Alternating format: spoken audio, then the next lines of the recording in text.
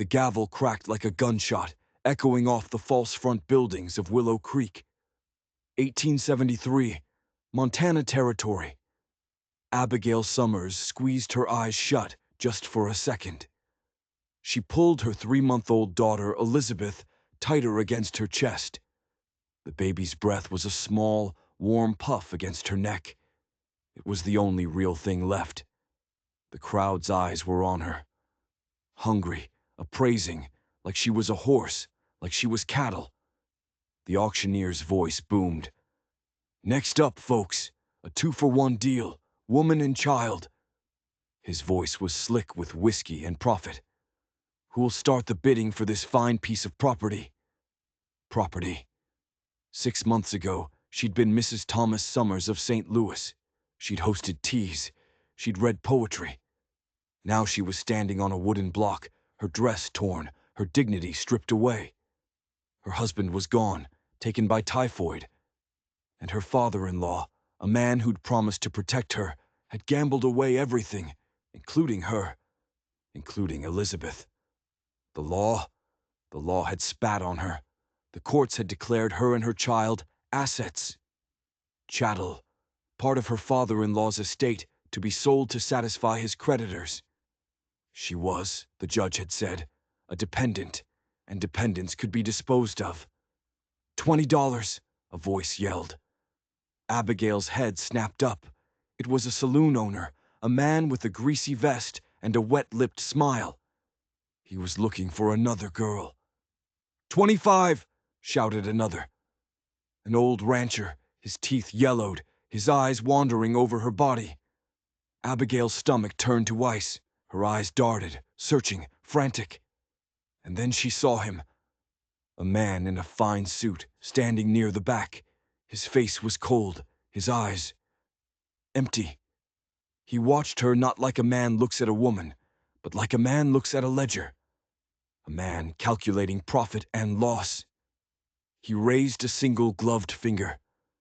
$100. The crowd went silent. The saloon owner scoffed. The old rancher shook his head. $100 was a fortune. The auctioneer licked his lips. $100 from Mr. Blackwood. Do I hear 110? 120. The new voice was deep. It cut through the square like a fresh blade. The crowd parted. A man in a worn duster stood alone. His hat was pulled low, shadowing his face. All Abigail could see was a strong jaw, tanned by years of sun. One hand rested on his gun belt. Not threatening. Just there. He stood with a quiet confidence that was louder than the auctioneer's yelling. 120 from Yates Harrington, the auctioneer crowed. The man in the suit, Blackwood, didn't even blink. 130. 140, Yates countered, his voice flat. 145. The air was so thick, Abigail felt she would choke on it. This wasn't a rescue. This was a fight. Two predators, one in a suit and one in a duster, fighting over a piece of meat. Her. Yates Harrington looked up then, his eyes meeting hers for the first time. They were blue, clear and steady. But she couldn't read them. She saw no kindness, but she saw no cruelty either. She saw nothing. He turned his gaze back to the man in the suit. $150, Yates said. The crowd gasped. It was an insane amount. More than most men in this territory made in a year. Blackwood, the man with the cold eyes, stared at Yates. A long, silent moment passed. It felt like an hour. Finally, Blackwood gave a tiny, almost invisible shake of his head. He had found his limit. "Going once," the auctioneer screamed, his voice cracking. "Going twice. Sold to Mr. Yates Harrington for $150. The gavel cracked again. This time it sounded like a cell door slamming shut. Abigail's knees buckled. She was sold. Yates Harrington didn't smile. He didn't look triumphant. He moved to the auctioneer, counted out the money. a thick wad of bills that made Abigail wonder where a simple rancher got that kind of cash. Then he turned to her. He walked to the block, his steps measured and quiet. He looked up at her, his unreadable eyes taking her in. Her and the baby in her arms. He just said 2 words. "Come along." With legs made of trembling wood, Abigail stepped down from the platform. She kept Elizabeth clutched to her chest. She followed him through the crowd. She could feel the eyes on her back, the whispers, the woman who'd fetched $150. At the edge of the square, a sturdy wagon and a saddled horse were waiting. He stopped. "Can you drive?" he asked, nodding at the wagon. His voice was direct, not unkind, but not gentle. "Yes," she whispered. It was barely a sound. "Good." He helped her up onto the wagon seat. His grip on her elbow was firm, strong. He handed her the reins. He didn't hand her the baby. He let her keep holding Elizabeth. He mounted his horse in one smooth motion. Then he paused. He looked at her, and the baby, and for a second, his expression changed. "I know what you're thinking," he said, his voice low. "And you should be afraid. This is a hard country." He took off his hat, revealing dark hair streaked with sun. "But I want you to know something. Right now." He locked his eyes on hers. "That baby needs a father, and you need protection." Abigail's blood ran cold. Here it was, the price. "I'll be father and husband both," he said. "If you'll let me." He held up a hand. "Not today, maybe not tomorrow, but someday. Until then," he finished, "you have my word. You and your child will be safe at my ranch.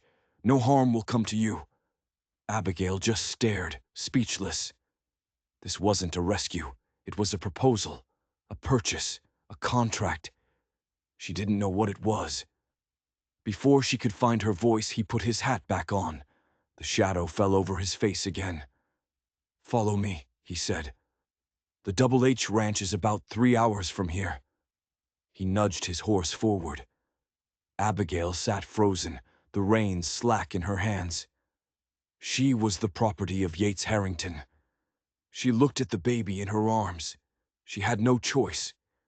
She snapped the reins and the wagon lurched forward, following the stranger into the vast, unknown wilderness.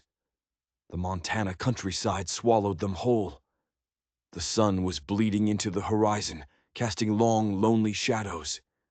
Elizabeth had fallen asleep, her tiny face peaceful, oblivious. Lucky her. Yates rode just ahead, his back a straight, dark silhouette. He never spoke. He never looked back. Abigail was grateful for the silence. It let the terror settle. It gave her time to think. Just yesterday, she was locked in a boarding house room, waiting for this. The betrayal of her father-in-law was a fresh, hot wound. He had promised to care for them. Instead, he'd used them. He'd sold his son's widow and granddaughter. "Creek up ahead," Yates called out. His voice startled her. "We'll stop. Water the horses." The creek was a ribbon of silver in the twilight. He dismounted and came to the wagon. He held up his arms. Abigail hesitated, then let him lift her down. His hands were strong, careful on her waist. She felt the hard calluses on his palms, a working man's hands. "Thank you," she said. The words felt stiff, foreign. "You must be hungry." He went to his saddlebag, pulled out some jerky and a small loaf of bread. "It's not much," he said. "It'll hold us till the ranch." Abigail took the food. Her stomach was a hollow ache. When had she last eaten? She tore off a piece of bread, watching him. He led the horses to the water. He was quiet. He wasn't the saloon owner. He wasn't the lecherous old rancher. And he wasn't the cold-eyed man in the suit. But what was he? He came back, crouching by the creek, washing the dust from his face. She had to ask, "Why?" He looked up, water dripping from his chin. "Why what? Why did you do it?" Her voice was stronger now. Buy me. Buy us. She forced herself to meet his gaze. What do you want from me? He looked down, picking up a small flat stone. He turned it over in his fingers. I've been ranching alone for 5 years, he said. Since my brother died. The place does well, but it's no life. A man on his own. He skipped the stone across the water. It bounced 3 times before sinking. I was in town for supplies, heard the auctioneer. He stood up, dusting off his hands. I saw you, on that block. You were holding that baby so fierce-like. Looked like you'd tear the throat out of anyone who tried to take her. He finally looked at her. I couldn't let them separate you. Or, worse. Abigail felt a sting behind her eyes. So it was pity. No, madam. His voice was sharp. It was respect. He paused. And maybe a bit of hope. Elizabeth started to fuss. Abigail bounced her gently, her mind spinning. Respect, hope. This man was an enigma. He'd spent a fortune on her, and he talked about respect. She's a beautiful baby, Yates said, his voice softer. How old? 3 months. We should get moving, he nodded. Want to make the ranch before full dark. He helped her back onto the wagon. As they rode on, Abigail found herself studying him. He wasn't handsome like her late husband, Thomas. Thomas had been soft, with tailored suits and clean hands. Yates was rugged, weathered. He was a part of this wild land, not just living on it. The sun was a fiery smear on the horizon when they crested a final hill. Yates pointed. There it is, the Double H. Below them, nestled in a small valley, was a ranch. A modest house, a large barn, corrals. It was clean, well-maintained, and smoke was curling from the chimney. Abigail's heart leapt into her throat. Someone's there, she asked, panic rising. My housekeeper, Mrs. Wilder, Yates said. She comes 3 days a week. I sent word I was. Bringing home company. Company. As they got closer, an older woman with gray hair pulled back in a tight bun came out onto the porch. She wiped her hands on her apron. So you actually went and did it, she called out to Yates. Her voice was sharp, but not unkind. Brought home a wife and baby. Abigail stiffened. Wife. Yates dismounted and helped her down. Mrs. Wilder, he said, this is Abigail Summers and her daughter, Elizabeth. They'll be staying here. Staying here. Not, this is my wife. Abigail, this is Mrs. Wilder, finest cook in the territory. Mrs. Wilder's shrewd eyes took in Abigail's torn dress, the exhaustion on her face, and the protective way she held Elizabeth. Her expression softened. Welcome, child, she said, her voice gentle now. You look half dead on your feet. Come inside where it's warm.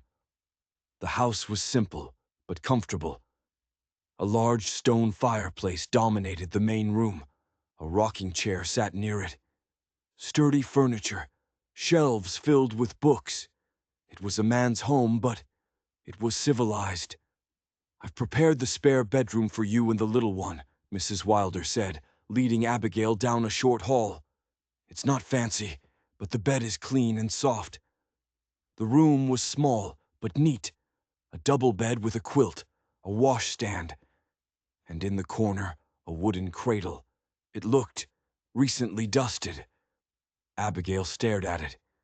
The cradle was Mr. Harrington's when he was a baby, Mrs. Wilder explained, seeing her look. His mother saved it. God rest her soul. The older woman's voice dropped. Never thought I'd see it used again. Abigail ran a hand over the smooth, dark wood. He'd gotten the cradle ready. He hadn't just decided to buy her.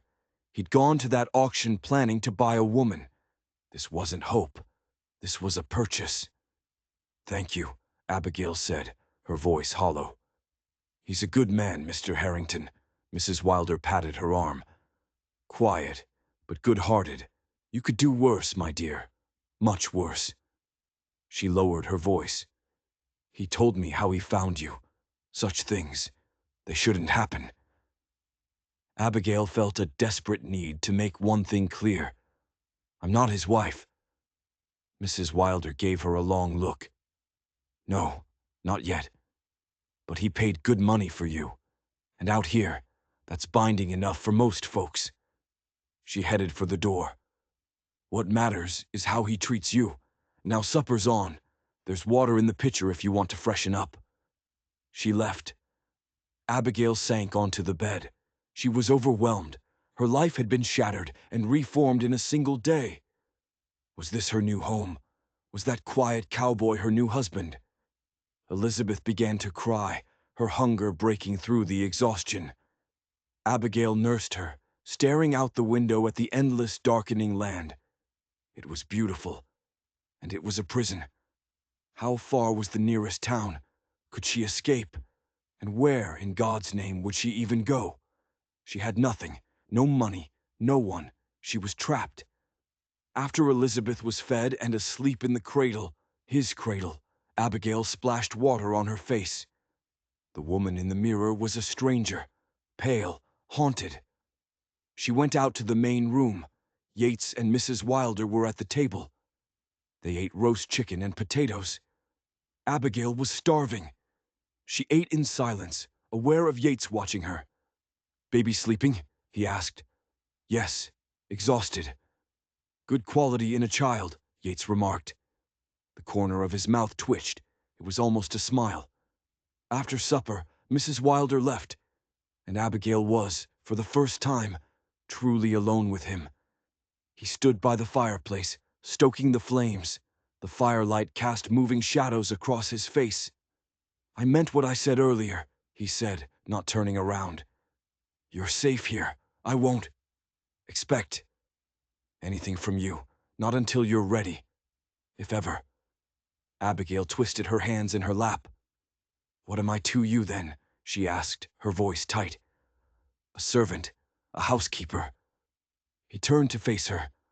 A guest for now, maybe a friend someday. He shrugged. As for the rest, time will tell. She had to know. She had to know if the cage was locked. And if I want to leave? He held her gaze. I won't stop you. Abigail's breath caught. But the money, the $150. That money, he said, walking closer. Consider it a loan, if you like. She stared at him. Stay here. Help with the ranch. If you want to, I'll pay you a fair wage. When you've saved enough, you can pay me back and go wherever you please. He stopped, just a few feet away. Or you can stay. Your choice. Always. This was the biggest twist of all. He wasn't her owner. He was. Her employer, her protector. She didn't understand. Why? She whispered. Why would you do that? He looked at her, and for the first time, she saw something in his eyes. A deep, old sadness. Because, he said, his voice rough, no one should own another person. Not ever. Abigail retreated to her room. She lay in the soft bed, listening to the unfamiliar sounds of the ranch, the creak of the house, the lowing of cattle, the whisper of the wind. Yates Harrington was an enigma, a man who would spend a fortune to buy a woman, only to set her free. Or was this another kind of trap, a trap made of kindness, a cage of gratitude? Men always wanted something. Her father-in-law had wanted her gone. What did Yates Harrington want? That was worth $150. She woke to sunlight and the smell of bacon. For a blissful second she didn't know where she was. Then it all came rushing back. The auction, the ride, the cradle. Elizabeth was fussing. Abigail nursed and changed her, her mind racing. She put on the same worn dress. It was all she had. She walked out into the main room, Elizabeth on her hip. Yates was at the stove. He was cooking. Good morning, he said. Coffee's hot. Where is Mrs. Wilder? Mondays, Wednesdays, Fridays, he said, turning the bacon. Today's Tuesday. I can cook, Abigail said, feeling useless. I'm not helpless. He glanced at her. Never thought you were, but you're my guest, not my cook. They ate breakfast. The bacon was crisp. The eggs were good. The silence was comfortable. I need to check the herd in the north pasture, he said, clearing the plates. Won't be back till late afternoon. Will you be all right here? Alone? The thought of having the house to herself was a relief. We'll be fine. He nodded. Food in the pantry, books on the shelf. And then he was gone. Abigail explored. The house was solid, clean. The pantry was well stocked. And the bookshelves. Manuals on farming, yes, but also Dickens, Cooper, and poetry. She pulled out a worn volume of Wordsworth. What kind of rough-handed cowboy read poetry? She found a washboard and tub. She spent the morning washing her and Elizabeth's clothes. The physical work felt good, the sun on her face. It felt like freedom. As she hung the single small dress and her own clothes on the line, she took stock. She was no longer a prisoner. But she wasn't free. She was a dependent. Again, dependent on the goodness of a stranger. But this stranger, he'd given her a bed, food, safety, and a choice. For now, it had to be enough. She found flour and yeast in the pantry. She decided to bake bread. The simple domestic act of kneading dough calmed her. It was normal. It was a piece of her old life. By late afternoon, 2 golden loaves were cooling on the table. The house smelled like a home. She heard hoofbeats. Yates. He dismounted, his shoulders slumped with fatigue. He walked into the house and stopped dead. He smelled the bread. His eyes found the loaves on the table. Then they moved to her. She was standing by the fireplace, rocking Elizabeth. You baked bread, he said. He sounded stunned. I hope you don't mind. I wanted to contribute. He took off his hat. Mind, he said, his voice rough. It's been months since I've had homemade bread. He walked to the table. He touched one of the loaves, gently. Thank you. His simple gratitude. It hit her harder than any threat could have. You're welcome. He looked up, his blue eyes earnest. You don't owe me anything, Abigail. It was the first time he'd used her name. It sounded right. Of course I do. You paid. I paid to keep you from worse fates, he cut in. That doesn't make you indebted to me.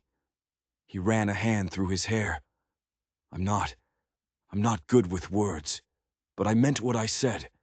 This is your home, for as long as you want it. That night they talked.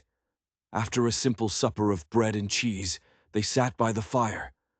She told him about Boston, about Thomas, and about the betrayal, about her father-in-law, about the judge who'd called her chattel. Yates's hands tightened on the arms of his rocking chair. His knuckles were white. That's not legal, he said, his voice a low growl. The judge disagreed. The judge was wrong. The anger in his voice, it was on her behalf. It was a new feeling. What about you? She asked, wanting to shift the focus. You mentioned a brother. A shadow passed over his face. Jacob. He stared into the fire. He was younger than me. We started this ranch together. After the war. What happened? Stampede, he said. The word was clipped. Killed him. 5 years back. I'm sorry. It was quick. He shook his head, as if to clear it. Grew up in Colorado. Pa had a small spread. Ma died. Pa died. Just me and Jacob. He went quiet. Gets lonely, he finally said. Especially in winter. Abigail knew loneliness. Well, she said, trying to lighten the mood. You certainly found an unusual way to address it." To her shock, he laughed, a real, warm laugh that transformed his face. "I suppose I did at that." His expression sobered. "I want you to know, I never planned it, going to that auction. I was in town for supplies, overheard some men talking about a woman and baby being sold. Couldn't believe it. Then I saw you." He looked at her, holding that baby, like she was the only thing in the world, and I just couldn't walk away. Elizabeth stirred in her arms. "I should put her to bed," Abigail said, standing. "Of course." He stood too. "Good night, Abigail. Good night, Yates." As she laid her daughter in the cradle, she thought about his story. He had known loss, just as she had. Maybe that's why he'd been so kind. Or maybe he was just a good man in a world that had shown her too few of them. Days turned into weeks. Spring bloomed into a hot, vibrant summer. A routine settled over the Double H. Abigail cooked. She tended a small garden she'd started. She cared for Elizabeth. Mrs. Wilder came, and the two women formed a quiet friendship. Yates worked from sunup to sundown. He had two hired hands, Miguel and Diego Rivera. Quiet, hard-working brothers who treated Abigail with a polite, almost reverent respect. In the evenings, Yates and Abigail would talk. He told her about the war. She told him about teaching in Boston. Sometimes he'd read poetry aloud. His voice was deep and steady. It was peaceful. She was content. Sometimes she'd catch him watching her play with Elizabeth. A look on his face she couldn't quite name. Wistful. But he never pressured her. He never crossed a line. He was just Yates. But the peace was a thin sheet of ice over dark water, and it was about to crack. It was a hot June morning. Abigail was hanging laundry. Elizabeth was sleeping in a basket at her feet. She heard riders. She looked up. It wasn't Yates. Two men. They were dressed too flashy for ranch hands. They sat their horses with an arrogant, lazy confidence. A cold spike of fear shot through her. She snatched Elizabeth from the basket and hurried inside. She watched from the window. They dismounted, looking around the ranch like they owned it. One of them, a tall man with a thin face and a scar on his chin, knocked on the door. Abigail's heart hammered. "Who's there?" she called. "Name's Clancy," a rough voice answered. "Looking for Yates Harrington." He's not here. He's out with the herd." A pause. "Mind if we wait? Got business with him." Every instinct screamed at her. "I'll tell him you called." "Now that ain't very hospitable," the voice hardened. "We rode a long way," Elizabeth whimpered. A low chuckle from outside. "That a baby I hear?" The voice was closer now. "You must be the woman Harrington bought at the Willow Creek auction." Her blood froze. "Heard about that. Didn't know old Yates had it in him. Especially for a pretty piece like you." "Please leave," she said, her voice shaking. "That's all right, darling. We don't mind waiting." She heard the scrape of a boot on the porch. Then, a metallic sound. Click. Scrape. He was picking the lock. Panic. Pure cold panic. Yates was gone. Miguel and Diego were with him. She was alone. She looked around, frantic. A weapon. Her eyes landed on the shotgun. Mounted above the fireplace. Yates's gun. She'd seen him clean it. She'd never fired a gun in her life. The lock clicked. The door swung open. Clancy stood there, smiling. It was not a nice smile. His shorter, stockier companion, Mitch, stood behind him. "There she is," Clancy said. "Prettier than they said." Abigail backed away, clutching Elizabeth. "What do you want?" "Just a friendly chat with Harrington." Clancy stepped inside, His eyes roamed over her. Though, since he ain't here, maybe we'll just entertain ourselves. Get out, she demanded. The words were a squeak. Get out of my house, Mitch laughed. Her house. You hear that, Clancy? Lady thinks she owns the place. Harrington's been filling her head with notions, Clancy said, moving further in. You do know he bought you, right? Paid cash. That makes you property, darling, not the lady of the house. Yates will be back, she warned, edging toward the fireplace. Oh, we know old Yates. Real well. Clancy's smile vanished. Used to ride with his brother. Jacob. He spat the name. Before the fool got himself killed. A cold chill went down Abigail's spine. Yates still owes us, from those days. He owes you nothing. Abigail had reached the fireplace. Her hand was just inches from the gun. That's where you're wrong, Clancy said. He took another step. See, me and the Harrington boys, we had a little business arrangement. He thinks it ended when Jacob died. I got a different view. He was right in front of her now. And now, I'm thinking maybe you could be part of the new settlement. In one desperate, clumsy motion, Abigail grabbed the shotgun. She swung it around, aiming it at his chest. Her hands were shaking so hard, the barrel waved. I said, "Get out." Clancy's eyes widened. Then they narrowed. You even know how to use that thing? I'm willing to find out, she replied, her voice trembling. She pulled back the hammer. The click was the loudest sound she'd ever heard. Elizabeth, sensing her mother's terror, began to scream. A high-pitched, wailing shriek. For a long, tense moment, no one moved, just the sound of the baby screaming. Finally, Clancy held up his hands, a mocking surrender. All right, no need to get excited. He started backing up. We'll go, for now. He was at the door. He gave her one last cold look. But you tell Harrington we came by. You tell him, Clancy and Mitch are calling in his debt. They backed out, got on their horses, and rode away. Abigail stood there, shotgun raised, until they were tiny specks on the horizon. Then her legs gave out.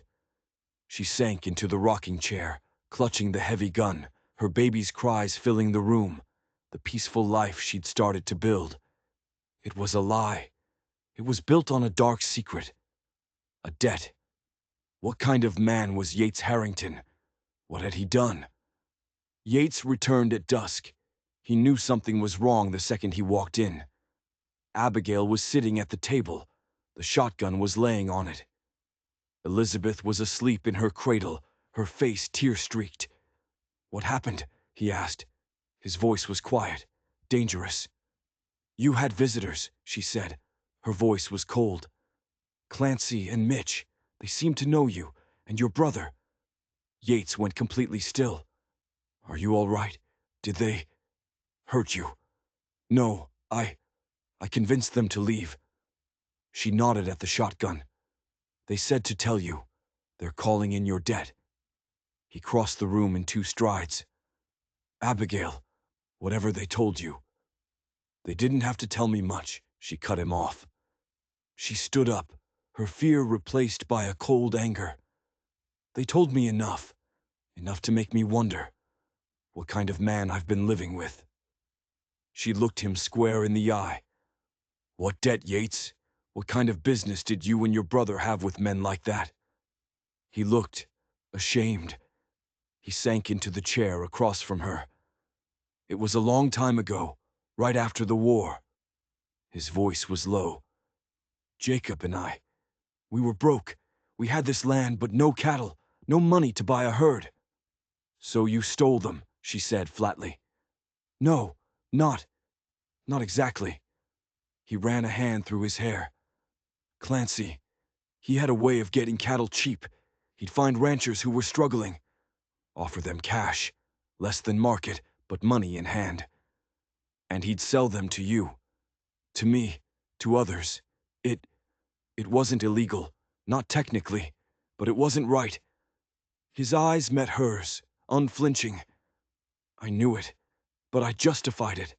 I wanted this place to succeed so badly. I compromised. And now he wants payment. I broke ties with him years ago, Yates said, his voice hardening. I found out he was threatening ranchers, rustling cattle. I told him I wanted no part of it. He looked down at his hands. Then, Jacob died. When he died, Clancy came around, said I owed him a share of the ranch, since his cattle had helped start it.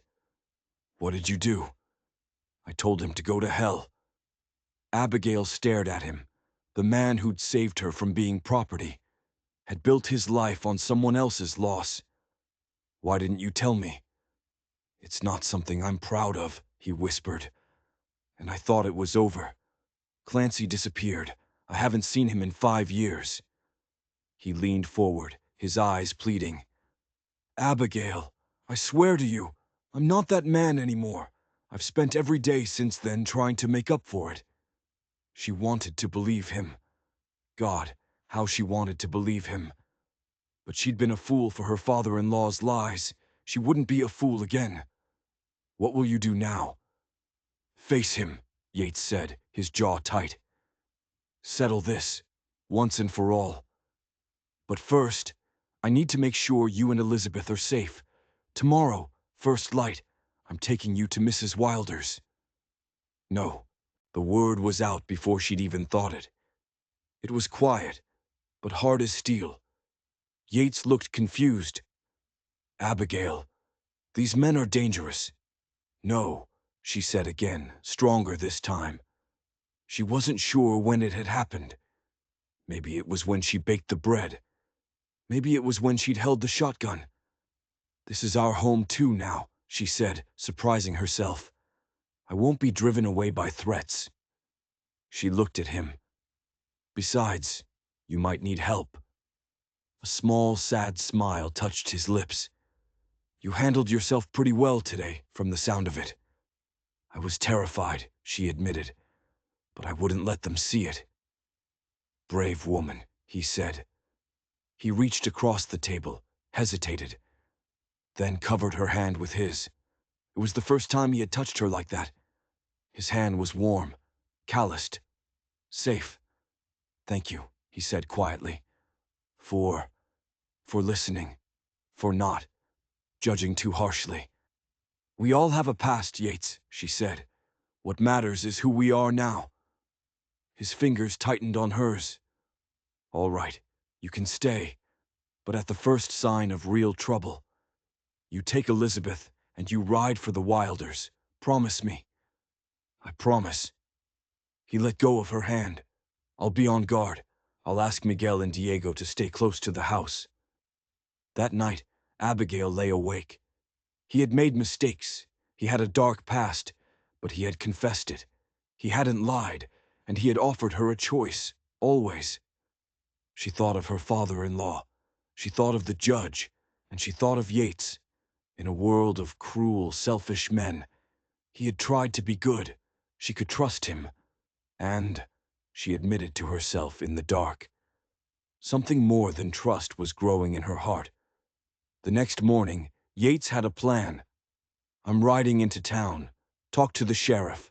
Clancy and Mitch, they might be wanted men. And if they're not, Abigail asked, then I'll make it clear. Whatever claim they think they have, it's void. He mounted his horse. Miguel and Diego will be close. If you see anything, fire the shotgun in the air. Twice, they'll come running. He rode off. The day dragged. Abigail was a bundle of nerves. Every gust of wind sounded like a hoofbeat. By mid-afternoon, the sky had turned a bruised purple. A storm was coming. Abigail was bringing in the laundry from the line when she heard a horse. Her heart stopped. It was Miguel, riding hard. He reined in at the porch. His face was grim. What is it? Smoke, Senora, he said, pointing. North pasture. Abigail looked. A thin column of black smoke was rising against the dark clouds. A lightning strike. Miguel shook his head. No lightning, not yet. It started too fast. I think someone set it. Diego went to check. I came to warn you. Clancy and Mitch. They were trying to draw them away. A diversion. As if to confirm it, Abigail caught movement at the edge of the trees. To the east, 2 riders, trying to stay hidden. They're coming, she whispered to Miguel. 2 of them, from that direction. Miguel's hand went to his gun. Get inside, Senora. Lock the doors. I will deal with them. No, wait. Abigail's mind was racing. They'll expect that. They'll expect us to hide, or run. She looked at the smoke, then at the house. We need to surprise them. Miguel looked at her, his eyes wide. What do you suggest, Senora? 10 minutes later, the ranch yard was silent, deserted. Clancy and Mitch rode in, guns drawn. Looks like they all went for the fire, Mitch said, grinning. Just like you said, Clancy. Harrington's in town. This is perfect. The woman and the baby should be inside. We'll take her. When Harrington gets back, we'll use her to make him see reason. They crept toward the house. Mitch went to the back. Clancy went to the front. He nudged the door with his boot. It swung open. Empty. Hello? He called. Silence. He stepped inside, looking around. The rocking chair was still. A piece of mending lay on the sofa. He moved down the hall, checked Yates's room. Empty. He kicked open the door to Abigail's room. He saw the bed, the washstand, the cradle. It was empty. Damn it, he spat. She must have seen the smoke and run, fled with the baby. He turned to leave, and then he heard it. From the main room, a baby's cry, quickly hushed. A slow, cold smile spread across Clancy's face. He drew his gun. He moved silently back down the hall. He stepped into the main room, and there she was. Abigail, sitting in the rocking chair, rocking Elizabeth in her arms. She looked up as he entered. Her face was pale, but her eyes were steady. Mr. Clancy, she said, her voice calm. I thought I heard someone. Clancy was confused. This wasn't the plan. Where are the ranch hands? He demanded, his gun leveled at her. Fighting your fire, I expect, she said, rocking. It was clever of you, but not very original. Where's Harrington? In town. He won't be back till evening. She met his gaze. Which means it's just you and me. She glanced toward the kitchen. And Mitch, I assume, is he coming in the back way? How predictable. Clancy's eyes narrowed. You got a smart mouth for a woman in your position. And what position is that exactly? She asked. She stopped rocking. A woman with nothing to lose. A woman who's already been sold once and survived. She looked him dead in the eye. You don't frighten me, Mr. Clancy. It was a lie. She was so terrified she could barely breathe. But she had to keep him talking, keep his attention on her. You should be frightened, he snarled, taking a step closer. Harrington owes me, and I'm here to collect. He owes you nothing. That's not for you to decide. He was just feet away now. Get up, you and the baby. You're coming with me. Harrington will pay a high price to get you back. Abigail stood up. Slowly. She cradled Elizabeth. I don't think so. You don't have a choice, darling. She smiled. It was a cold, hard, terrifying smile. The smile of a woman who had, indeed, lost everything. Actually, she said, I do have a choice. And I choose to stay right here. Drop your weapon, senor. The voice came from the hallway, right behind Clancy. Clancy froze. He felt the cold steel of a pistol press against the back of his head. It was Miguel. Very slowly, Miguel said. Clancy's gun thudded to the floor. "Where's Mitch?" Abigail asked, her voice shaking now. A loud thud and a groan came from the kitchen. Diego's voice called out, "This one, he is taken care of, Senora." Clancy stared at Abigail. You set me up." "We saw your fire," she said, bouncing the now fussing Elizabeth. "What did you think would happen, Mr. Clancy? That you could threaten a mother and her child and face no consequences?" Miguel tied Clancy's hands. "What should we do with them, Senora?" "Tie them up in the barn. Yates will want to talk to them before we take them to the sheriff." As Miguel dragged Clancy away, Abigail's legs finally gave out. She sank back into the chair, trembling. It had worked. The gamble had worked. She had told Miguel to hide in the hall. She had sent Diego to circle around and wait by the back door. She had been the bait. And it had worked. An hour later, as the storm broke, she heard a horse, galloping, frantic. Yates. He burst through the door, his clothes soaked, his face pale with terror.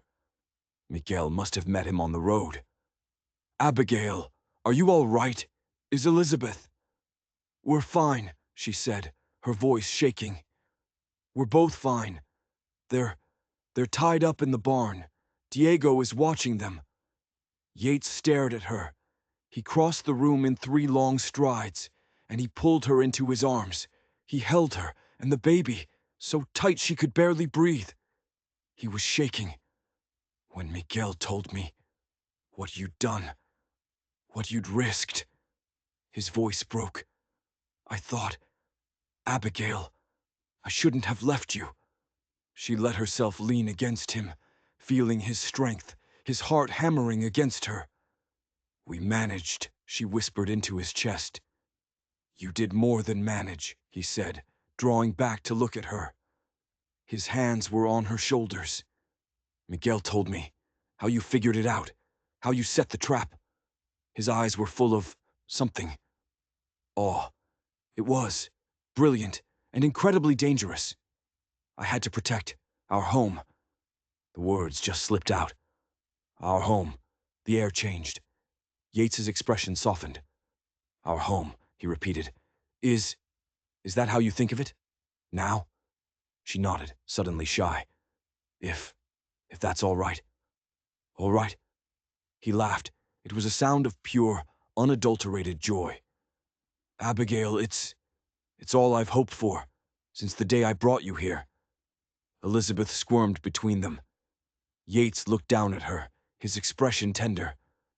"And you, little miss, you making yourself at home too?" Elizabeth, in answer, grabbed his finger with her tiny, perfect hand. Yates stared at her. He looked completely undone.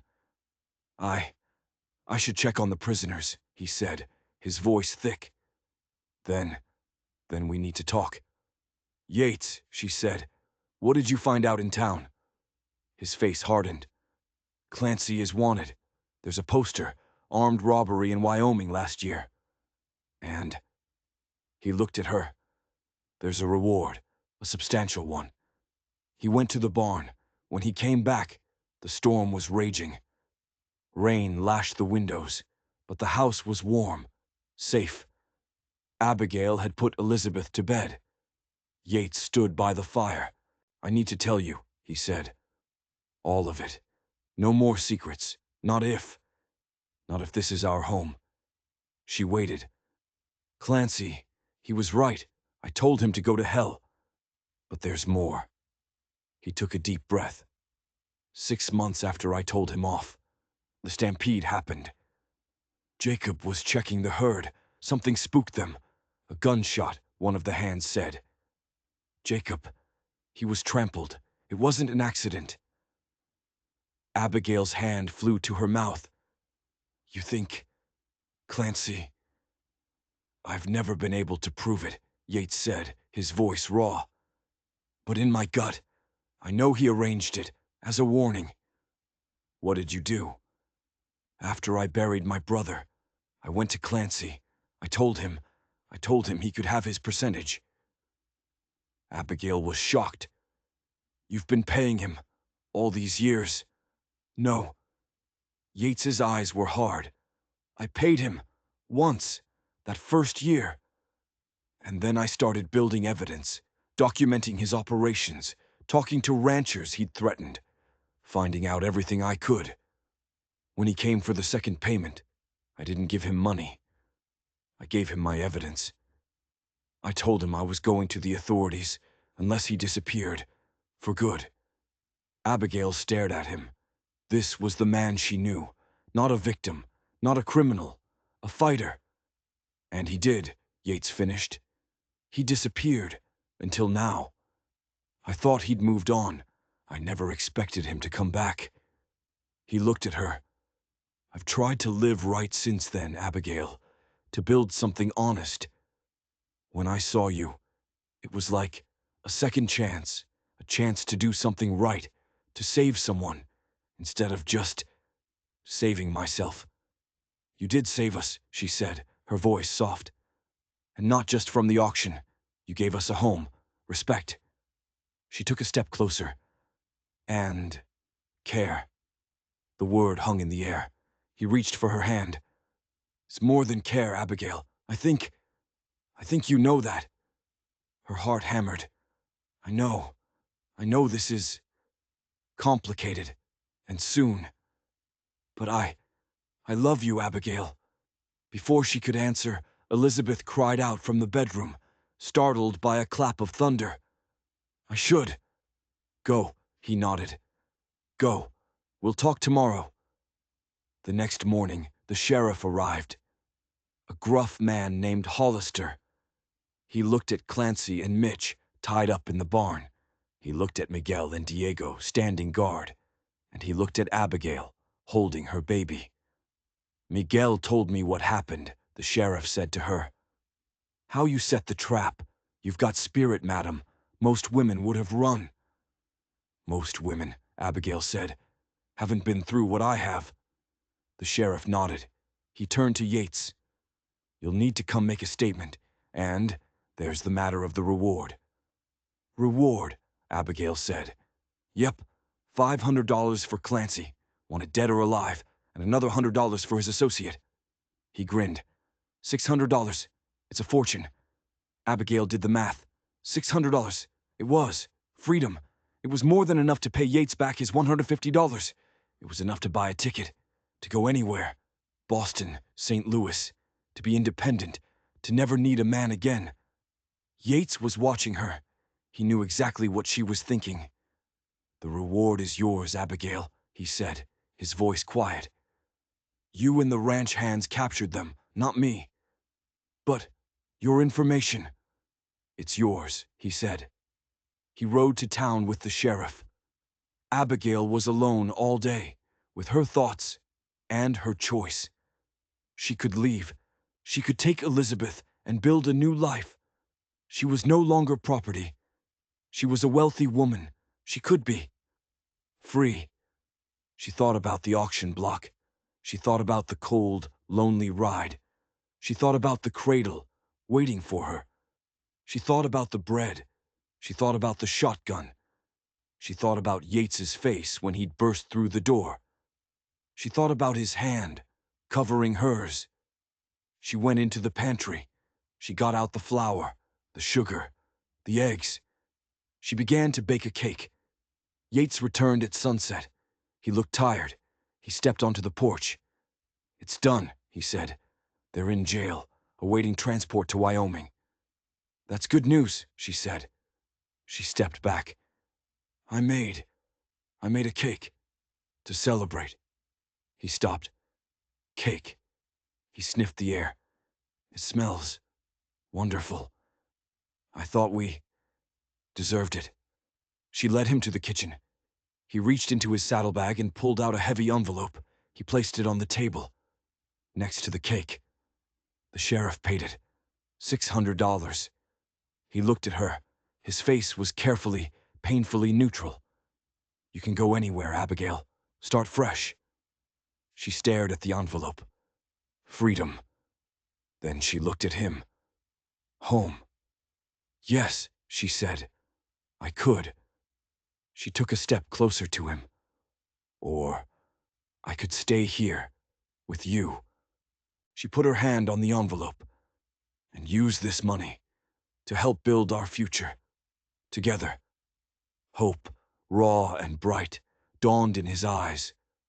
Abigail, when I came here, she said, her voice shaking, I was broken. I was betrayed. I was property. You gave me shelter, but you gave me more. You gave me respect. You gave me safety. She reached out and took his hand. You gave me a choice. And I choose you, Yates. I choose this life. He didn't speak. He just pulled her into his arms. I love you, he whispered into her hair. I think I've loved you since I saw you on that block, holding her so brave. I love you too, she cried, the words tasting like freedom. It took me longer to realize it, but I do. He drew back. I meant what I said. That first day, I'll be a father to Elizabeth. I'll love her as my own. And if you'll have me, I'll be a husband to you, in every way.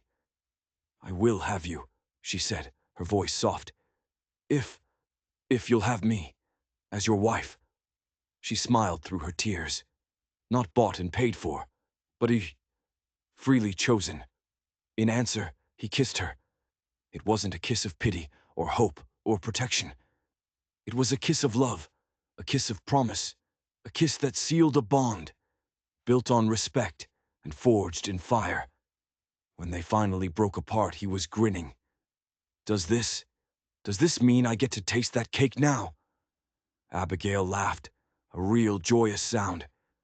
Yes, you ridiculous man. You get cake. She touched his face. And then, we need to start planning. Planning what? Our wedding, of course. 2 weeks later, they stood in the small church in Pine Ridge. Mrs. Wilder cried.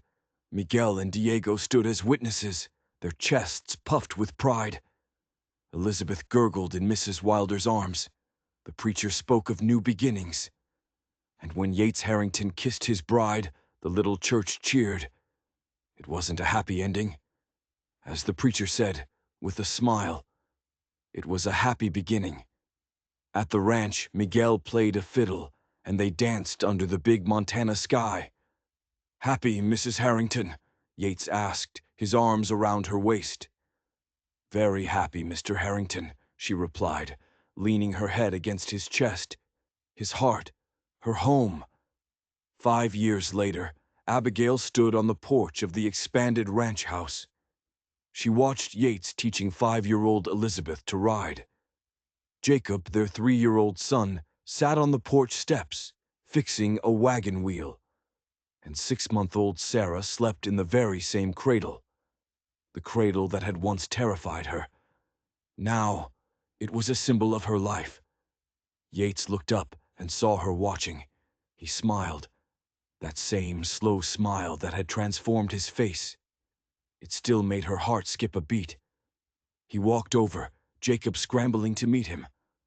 What do you think, Mrs. Harrington? He asked, lifting their son onto his shoulders. Do we have a future champion rider? Undoubtedly, Abigail said. She has her father's determination. Yates caught her hand, kissing her palm. And her mother's grace. He looked around, at his ranch, his children, his wife. You know what today is, don't you? She thought. And then she knew. It's 5 years since the day you bought me. No, he said, his voice soft. He turned her to face him. It's 5 years since I found my heart. He reached into his pocket. Everything we have, everything we've built, it wouldn't mean a thing, not without you. He opened a small velvet box. Inside was a gold locket. Yates, open it. Inside, a tiny perfect portrait of baby Elizabeth, and on the other side, a new one. Elizabeth, Jacob, and Sarah, all together. From one precious girl, he whispered, to a house full of blessings. He fastened it around her neck. He kissed her. a kiss full of 5 years of shared joy and hard work, from an auction block to a family, from property to a queen. Yates had promised to be a father and a husband both, and in this wild, untamed land, he had kept his promise. And Abigail, she had found so much more than safety. She had found a love as vast and as wild as the sky above them. What did you think of Abigail's choice to stay? Would you have taken the $600 and run? Let me know your thoughts in the comments below. And if you enjoyed this story, don't forget to like and subscribe for more.